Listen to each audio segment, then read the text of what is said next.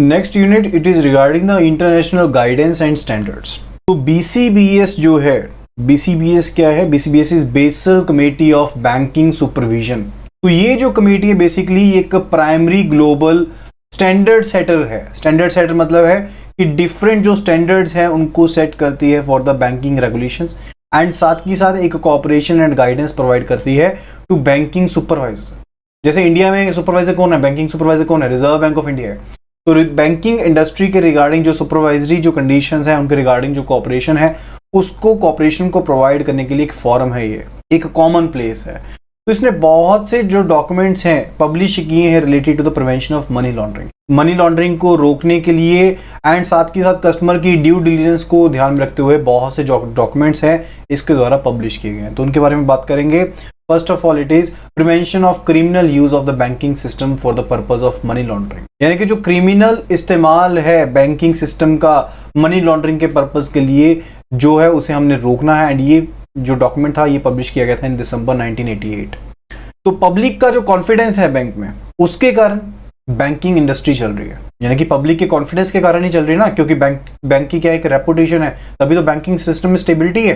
तो अगर confidence public का कम हो जाएगा, यानी कि अगर आपको ये खबरें पता चलनी शुरू हो जाए कि जो बैंक है खुद ही वो क्रिमिनल एक्टिविटीज के साथ जुड़ा हुआ है, उसके साथ एसोसिएटेड है, तो एक नेगेटिव पब्लिसिटी होगी, एक गलत पब्लिसिटी होगी, जिसका फर्क क्या पड़ेगा, जिसका रिजल्ट क्या होगा कि इनएडवर्टेंटली जो बैंक है उनकी जो स्टेबिलिटी है वो खत्म होनी शुरू हो जाएगी। ठीक है, यहाँ तो वो क्रिमिनल से जुड़ा हुआ, यहाँ क्या हो सकता है कि बैंक में उनके साथ जुड़े होने के कारण, चाहे गलती के कारण जुड़े चाहे इंटेंशनली जुड़े हैं, ठीक है, तो ऐसी गलती होने के कारण बैंक में डायरेक्ट लॉस होने के भी चांसेस हैं, फ्रॉड होने के भी चांसेस हैं। ठीक है, यानी कि अगर आप अनडिजायरेबल कस्टमर्स की स्क्रीनिंग नहीं करते हैं तो आपकी जो ऑफिसर्स की इंटीग्रिटी है वो भी कम हो सकती है एंड उनकी अगर एसोसिएशन होगी क्रिमिनल्स के साथ तो उसका भी बैंक की रेपुटेशन के ऊपर बहुत गलत इंपैक्ट पड़ेगा। सो इन्हीं रीजंस के कारण जो बेसल कमेटी है उन्होंने कंसीडर किया कि जो बैंकिंग सुपरवाइजर्स हैं उनका एक जनरल रोल होना चाहिए, एक साधारण सा यहां पर रोल होना चाहिए कि किस तरह से जो एथिकल स्टैंडर्ड्स हैं प्रोफेशनल कंडक्ट में उन्हें इंकरेज किया जा सके, उनको बढ़ावा दिया जा सके। सो बैंक्स में भी एंड फाइनेंशियल इंस्टीट्यूशन में भी जो एथिकल स्टैंडर्ड्स हैं इनको कैसे इंक्रीज किया जाए, ये किसका रोल रहेगा? ये बैंकिंग के सुपरवाइजर, जैसे कि इंडिया में रिजर्व बैंक ऑफ इंडिया, इसका रोल रहेगा कि बैंक में फाइनेंशियल इंस्टीट्यूशंस में किस तरह से जो एथिकल स्टैंडर्ड्स हैं प्रोफेशनल कंडक्ट के लिए उन्हें इंकरेज किया जाए। तो अगर बैंक गलती से भी इनएडवर्टेंटली भी ऐसी एसोसिएशंस का हिस्सा बनता है जो किसी क्रिमिनल एक्टिविटी से जुड़ी हुई है तो बैंक का रेपुटेशन रिस्क भी बना रहता है बैंक के ऊपर एंड साथ में फ्रॉड रिस्क भी बना रहता है। ठीक है, तो रेपुटेशन रिस्क भी बना रहता है एंड फ्रॉड रिस्क भी बना रहता है। तो इसके रिगार्डिंग जो BCBS है उसने एक स्टेटमेंट पब्लिश की जहां पर जो एथिकल प्रिंसिपल्स है जो उसके द्वारा रिकमेंड किए गए, जो बैंक्स को फॉलो करने ही करने हैं, जिनको इंश्योर करना है कि बैंक फॉलो करे। डेटा पहली चीज क्या है कि जो भी पर्संस कंडक्ट कर रहे हैं बिजनेस इंस्टीट्यूट्स के साथ वो प्रॉपरली सभी क्या है आइडेंटिफाइड है। सेकंड इज कि जो भी ट्रांजैक्शंस हमें सही नहीं लगती हैं उन्हें डिस्करेज किया जाना चाहिए, यानी उन्हें करने से रुकना चाहिए एंड साथ ही साथ कोऑपरेशन जो है वो लॉ इन्फोर्समेंट एजेंसीज के साथ की जानी चाहिए, यानी कि जो लॉ इन्फोर्समेंट एजेंसीज है उनके साथ कोऑपरेशन की जानी चाहिए। नेक्स्ट जो डॉक्यूमेंट इसके द्वारा पब्लिश किया गया था BCBS के द्वारा, that was core principles for effective banking supervision in सितंबर 1997। तो G7 समिट चल रही थी जून 1996 में, जिसमें बातचीत हो रही थी रिगार्डिंग कि किस तरह से जो फाइनेंशियल सिस्टम है काफी कंट्रीज में, वेरियस कंट्रीज में किस तरह से उसको स्ट्रेंथन किया जाए।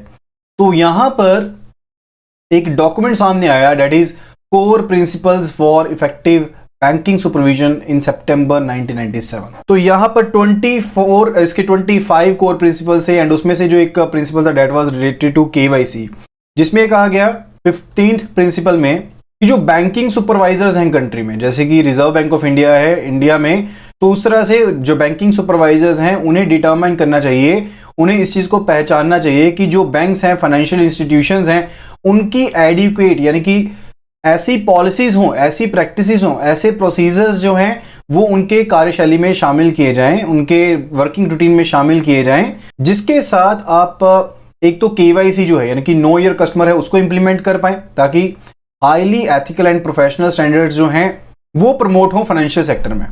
एंड जो इसका यूजेज है इंटेंशनली या फिर अनइंटेंशनल, जो क्रिमिनल एलिमेंट्स में इसका इस्तेमाल ना हो सके, यानी कि जो बैंक्स हैं, फाइनेंशियल इंस्टीट्यूट्स हैं, इनका इस्तेमाल क्रिमिनल एलिमेंट्स में इंटेंशनली या फिर अनइंटेंशनली ना हो पाए, उसके कारण से बैंक्स के पास एडुकेट पॉलिसीज, प्रैक्टिसेस, प्रोसीजर्स होने चाहिए एंड साथ ही साथ स्ट्रिक्ट यहाँ पर केवाईसी रूल्स भी एग्जिस्ट होने चाहिए। तो इनको बार बार रिव्यू करता जाता रहा। लास्ट टाइम जब इसको रिव्यू किया गया था सितंबर 2012 में, तो रिवाइज्ड सेट में 29 प्रिंसिपल्स है। तो जो प्रिंसिपल था रिगार्डिंग द केवाईसी उसे रिटेन किया गया है, रिवाइज्ड फॉर्म उसकी यहां पर बताई गई है। तो प्रिंसिपल 29 देख लेते हैं कि क्या कहता है। तो प्रिंसिपल 29 है regarding the abuse of financial services, यानी कि फाइनेंशियल सर्विसेज का गलत तरीके से इस्तेमाल ना किया जाए। तो सुपरवाइजर जो है वो डिटरमिन करता है कि बैंक्स के पास एडुकेट पॉलिसीज हैं, प्रोसेसेस हैं, स्ट्रिक्ट कस्टमर ड्यू डिलिजेंस जो रूल्स हैं, ताकि जो हाईली एथिकल एंड जो प्रोफेशनल स्टैंडर्ड्स हैं उन्हें फाइनेंशियल सेक्टर में हम प्रमोट कर पाएं।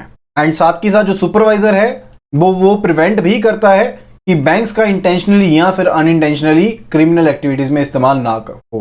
तो जो डिटर्मिनेशन है यहाँ पर वो सुपरवाइजर के ऊपर है। Next it is sharing of financial records between the jurisdiction in connection with the fight against terrorist financing. So sharing of financial records के तहत जो बेसल था उसने डिस्कशंस की बैंक सुपरवाइजर्स के साथ एंड जो लीगल एक्सपर्ट्स थे G10 के जो सेंट्रल बैंक थे उनके बीच में डिस्कशन हुई। तो BCBS ने गाइडलाइंस इशू की regarding sharing of financial records between jurisdiction, यानी कि जो ये बैंक से जो सुपरवाइजर थे उनकी जो टेरिटरी है, उनकी जो ज्यूरिसडिक्शन है, उनके रिलेटेड जो फाइनेंशियल रिकॉर्ड्स होंगे उनका वो शेयरिंग करेंगे ताकि वो टेररिस्ट फाइनेंसिंग के अगेंस्ट लड़ सकें।